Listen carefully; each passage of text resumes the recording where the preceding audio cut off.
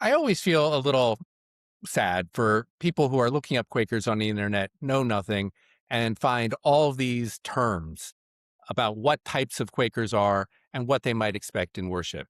You have all sorts of acronyms for different Quaker bodies: EFI, FGC, FUM. You have unprogrammed worship. You have unprogrammed worship. You have liberal friends, conservative friends, evangelical friends. And what are you actually going to find if you walk into your local nearest meeting house or Quaker Mm. church? It's just really confusing. Um, Today I have with us John Helding, a West Coast U.S. friend who has the story of two Quaker meetings. So, welcome, John, to the podcast here. Martin, thank you. It's good to be here. So, one would think that the two meetings that you're talking about should be pretty much the same. They're both West Coast liberal meetings. One is Pacific Yearly Meeting, the other North Pacific Yearly Meeting. They should be the same, but as you tell us in the latest edition of Friends Journal, they are not. Tell us a little bit more. Well, I came to Quakerism in my 30s. That was my Quaker youth, and I was living in San Francisco, only 10 blocks or so from the then San Francisco Meeting House. Had a relative that was a part of the Quaker community. She introduced me to it, and so that's where I started to go, and it really spoke to me in all the ways that one can find a spiritual home and have that feeling of belonging. San Francisco friends, very weighty friends, another Quaker Another term of Quaker term. friends that have a lot of experience, and model life in a really powerful way. It's part of what attracted me. Is just like, wow, those are really marvelous people. I'd like to get more of what they're getting, quite honestly. And San Francisco, with all of those experienced Quakers, and so I was very proud about being a silent meeting or a um, expectant waiting worship meeting. Hmm. And we did have so you enter in silence, and then we had a long period of time with silence, and then there would be vocal ministry. Somebody would rise if they had a message to share. But boy, you were very thoughtful about the messages you shared. You were very thoughtful about the length, and you would get eldering afterwards if somehow your message was sliding off or not quite reaching, or maybe a little too political or even secular in ways. Um, which all was helpful, if not a little intimidating. And I was a new convert, so to speak, and I was excited about what I was experiencing, and through a lot of trial and error and friendly eldering, I learned how to settle into that deep silence. I left San Francisco after about 10 years of being in that meeting and moved north. What you described there sounds like your kind of classic sort of liberal Quaker silent meeting. So, for a lot of people who are searching, any East Coast liberal meeting, it's going to probably be some variation of that. A lot of meetings, Some a lot of tradition. variation. Yeah. Yeah. I mean, we took it a ways. I mean, we also had a tradition. The last number of years, I was in San Francisco of 3 hour extended meetings for worship, All right. That which, became which popular in the East Coast that too. became popular. You start with a group at 3 hours, then another group came in at 2 hours, and another group came in at 1 hour. And by the end, you had the gathered body. So again, we took it all quite seriously. We worked hard on how to enhance the quality around that aspect of very traditional, original conception of how Quakers will meet in worship. I moved to be with a partner, my now wife, who I got reintroduced to at a college choir reunion, one of those situations, and hadn't seen her for 26 years, and or she me, and we started dating, and I moved up to Lopez Island for a tryout. And what was fabulous is that I came to this island that had a Quaker meeting. Mhm. Actually, what's referred to as a Quaker worship group, not a formal meeting yet, but a smaller group. We met in houses for a month at a time. One of the folks, member of that group, would host the meeting. We went around from house to house, Nice. and right off the bat, while there was silent worship or what I refer to as open worship, um, there was also what my San Francisco friends would say, "Oh my God, that's programmed worship." So we had worship sharing Sunday, which had queries that would guide your worship, Mhm, very kind of planned in advance. And then we had singing Sunday, which I talk about in the article I wrote, of where we would sing songs pretty much through most of the worship time. And obviously the songs have been written ahead and somebody had thought about them ahead of time. mhm. Um, you know, one Yeah, of one people of get one, that old joke, you know, the one like, "Why can't Quakers sing?" Or, "Why are they so bad? Why are we so bad?" And it's because we're always scanning the next line before we sing it to make sure we're in agreement with it. yeah, yeah, And there's a certain truth. yeah, yeah. So it was a bit of a shock, Yeah. and because I was very attached to, in part because of I had learned how to worship in silence, how to sit in the silence, how to connect with spirit, and not have any pre-planned activities around it. Um, and so moving into this was quite a bit different, and of course it's very different to move from San Francisco, which I joke is a city with 3,000 restaurants, and I moved to an island with 3,000 inhabitants. Yeah. And so it was a big cultural change that way, sense of place change that way. Um, but over time, it grew on me, and I share about that. It just grew on me that there was power in different forms, even if they weren't sort of the traditional or original form of Quaker worship, um, and broke me out of making the process the goal, Hmm.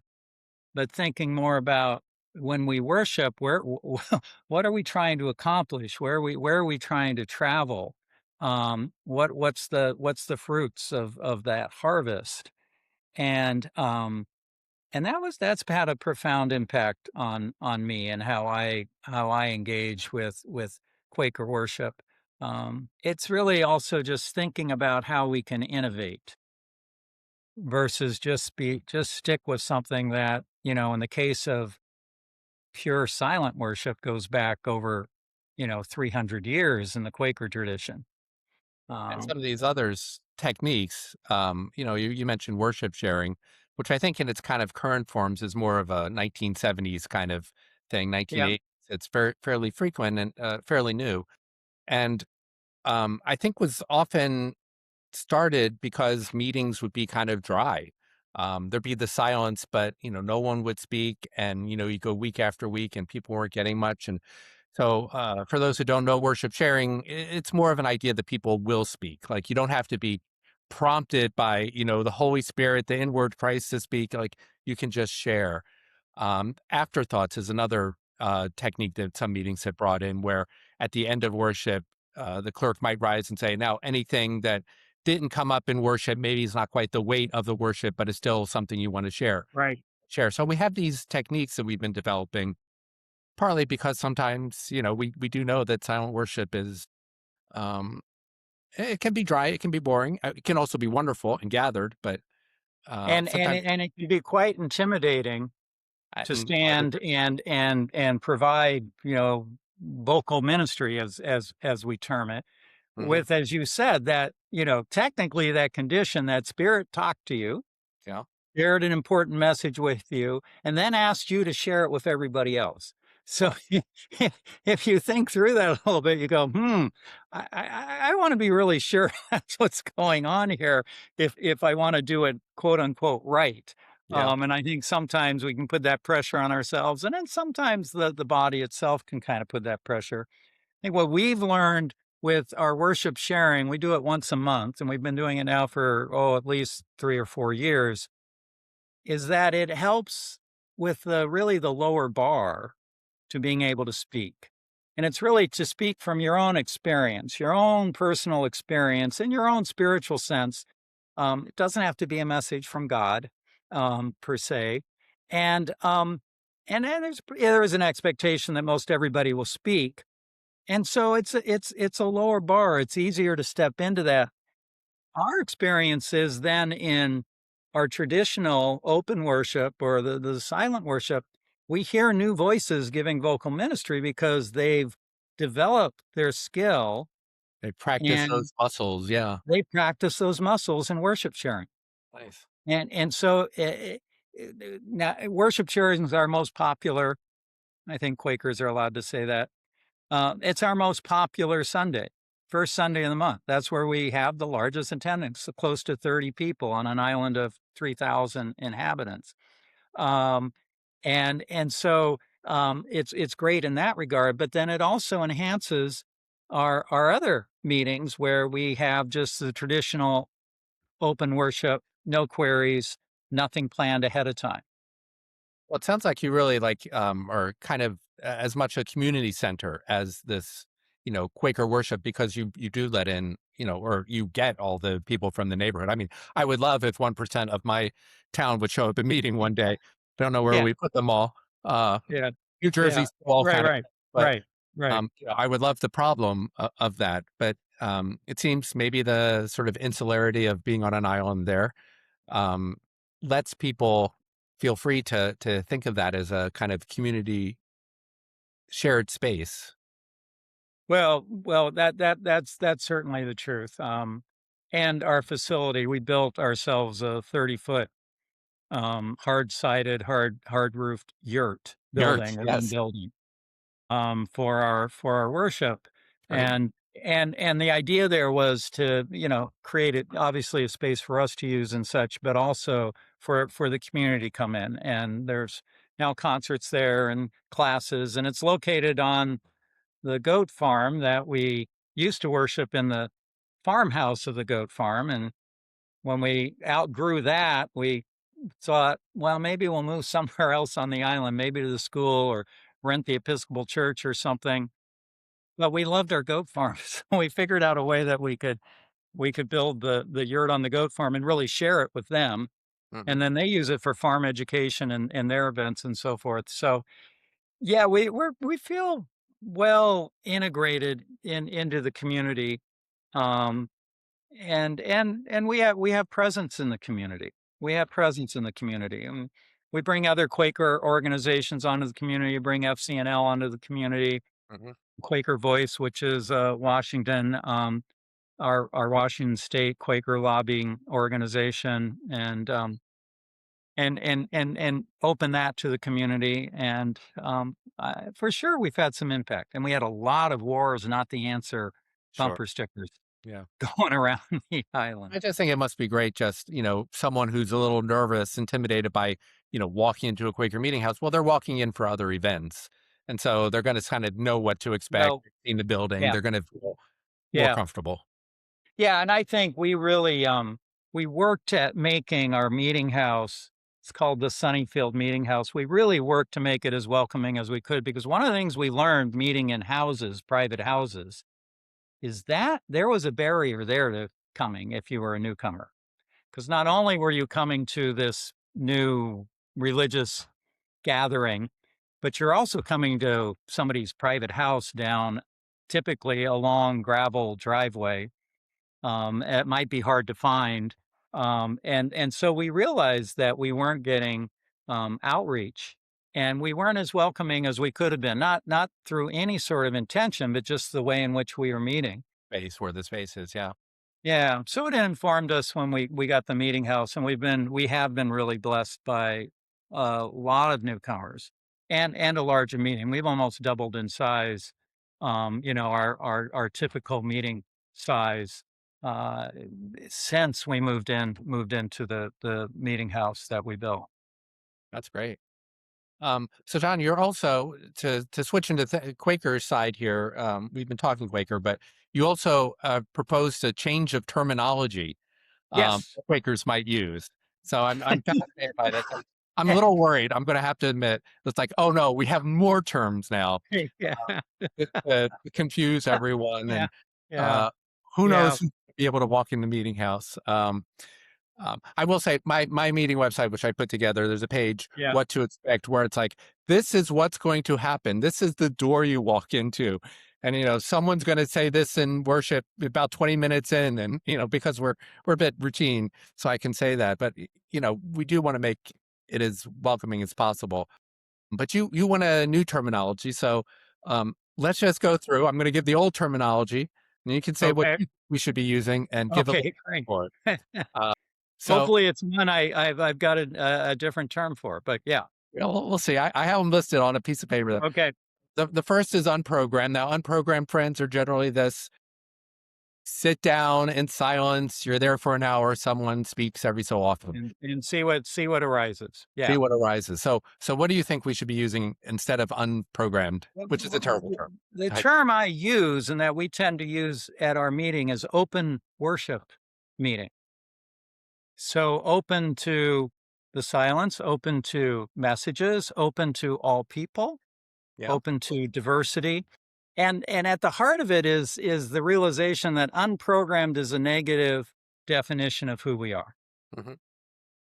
Where it's not what we are, it's what we're not. We're not programmed. We're And it unprogrammed. sounds So so, computery or something, so well, technical. darn well sounds computery, or as I've mentioned, like an intervention that your family and friends take you on for some reason. But open, it's a positive term. Yeah. And yet you still have to explain it to friends. It doesn't, well, we're in open worship. Most newcomers aren't going to instantly understand what that is, but it conveys this sense versus, say, a It computery feels sense. nice, yeah. Open, something's open. We want something to be Open. open that we wanna go It's into. open. And so I part of it is to be a clear definition, because I do actually think it's a clear and a more accurate sense of what we're doing and sort of the state we're in, but in that worship. Um, but it's positive and in a direct definition.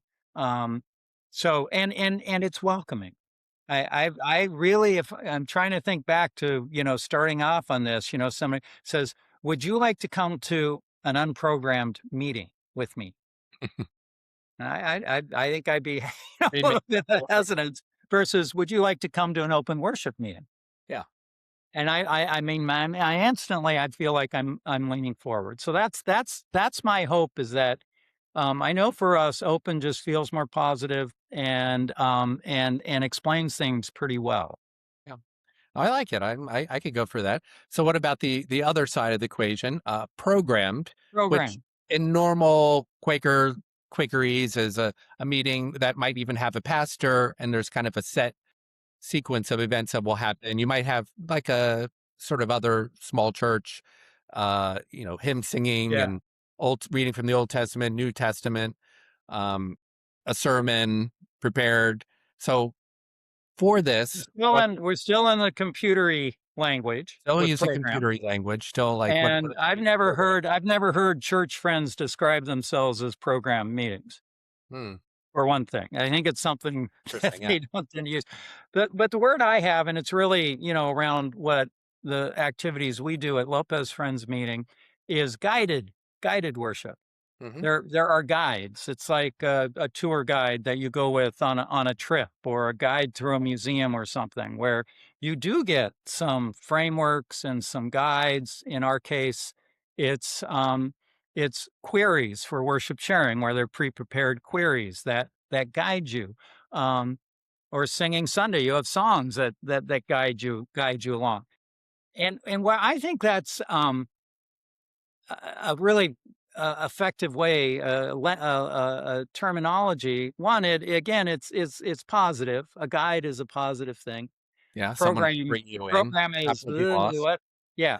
Yeah. Um, and and spontaneous, powerful, unplanned sort of messages and reactions and experiences come out of that, even though it's guided with some sort of predetermined sort of guide framework and so forth that's going to be used. So it's not as though it is programmed in that nothing other than what's in the program is going to happen, which I think is the fear for Quakers of my ilk, is that, oh geez, if you start programming it, introducing that, it's all just going to be predetermined what happens. And pretty Right. soon we're just going to be, reciting the same scripture and prayers every week, Mhm. like some more, well, other denominations do or Yeah, do more that's so. very common, yeah, elsewhere. But that's not my experience from introducing some guides Mhm. into Quaker worship.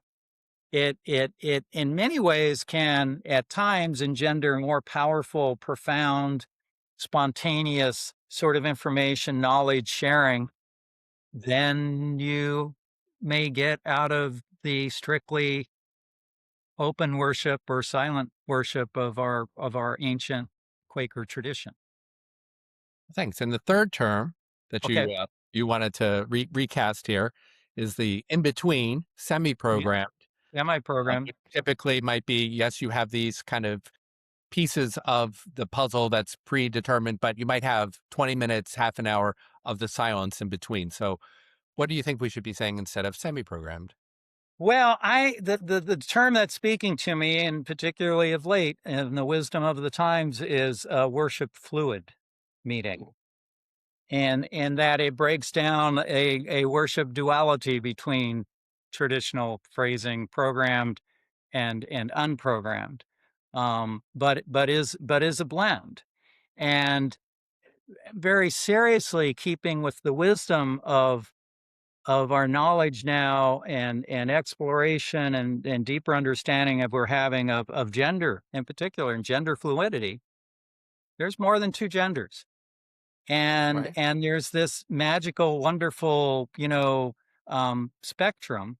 I think the same thing applies to Quaker meetings. We can be fluid in how we move between these different techniques we use. Quite honestly, they're techniques to help us connect with spirit, to help us to be inspired, to be comforted, to be informed.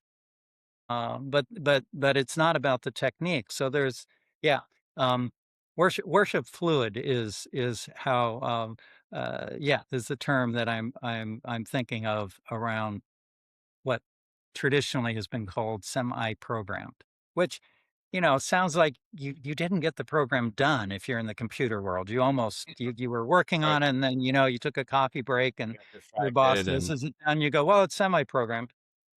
it's halfway done. I Yeah. no, Great. Well, thank you so much, John, for coming here and throwing out these new terms for us to all consider.